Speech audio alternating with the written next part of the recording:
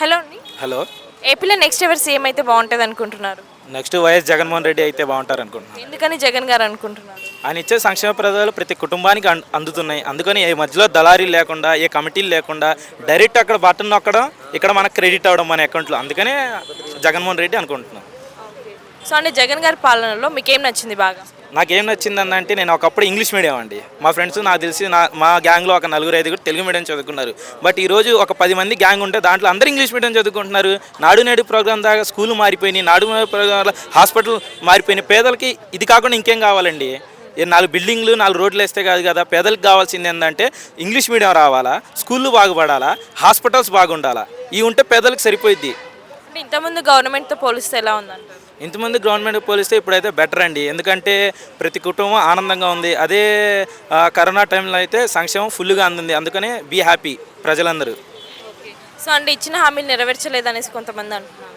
అది ఉండాగా అండి. ప్రతిపక్షం అనేది విమర్శిస్తారు, పాలకపక్షం అనేది వింటుంటారు. అది విమర్శడం వాళ్ళ కామన్ పాయింట్. కానీ అన్ని హామీలు మొత్తం నెరవేర్చారు జగన్మోహన్ రెడ్డి. మ్యాక్సిమం 98% అయితే నెరవేర్చారు. సో మళ్ళీ జగన్ గారు సీఎం అయితే ఎలాంటి మార్పులు వస్తాయి అనుకుంటున్నారు? ఈసారి అయితే పక్కాగా సంక్షేమం ఇచ్చి డెవలప్మెంట్ కల్లి ఆయన చూస్తారు. ఎందుకంటే డెవలప్మెంట్ ఆగిపోయింది కరోనా వల్ల. కానీ ఆయన డెవలప్మెంట్ లేదు అంటున్నారు. ఎక్కడుందంటే డెవలప్మెంట్ ఈరోజు ఎన్ని పోర్టులు కట్టారో మీకు తెలియదండి. ఎన్ని హాస్పిటల్స్ మారిపోయినాయి. ప్రతి ఊరికి సచివాలయం వచ్చింది. ప్రతి ఊరికి సచివాలయం వచ్చిందంటే ప్రతి ఊరు రాజధాని అయినట్టుగా. అప్పుడు డెవలప్మెంట్ కనిపించలేదు వాళ్ళు. అందుకని ఈసారి రాజధాని డెవలప్మెంట్ కూడా కంపల్సరీ చేస్తారు. వాలంటీర్ వ్యవస్థ సర్వీస్ బాగానే ఉందండి. వాలంటీర్ వ్యవస్థ అయితే బేష్ అండి. ఎందుకంటే ఆ వ్యవస్థనే నచ్చుకొని ఈరోజు సీఎం రేవంత్ రెడ్డి కూడా నేను కూడా వాలంటీర్ వ్యవస్థ తెస్తా.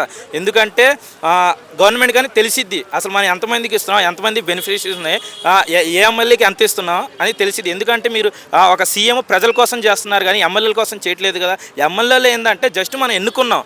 అక్కడ కామన్ పాయింట్ ఏంటంటే సీఎం కామన్ మ్యాన్, సీఎం అన్న కూడా చీఫ్ మినిస్టర్. బట్ ఏంటంటే మా దృష్టిలో కామన్ మ్యాన్ జగన్మోహన్ రెడ్డి. ఎందుకంటే ప్రతిదీ అక్కడ జగన్మోహన్ రెడ్డి గారు బటన్ నొక్కడం, ఇక్కడ ప్రజలకు రావడం. ఏ ఎంపీ లేకుండా, ఎమ్మెల్యే లేకుండా, జెడ్పీటీసీ లేకుండా, ఎంపీటీసీ లేకుండా, సర్పంచ్లు లేకుండా, వార్డు మెంబర్ లేకుండా ప్రతి పథకం ఇంటి దగ్గరకు వస్తుంది. అందుకనే బేస్ అండి వాలంటీర్ వ్యవస్థ.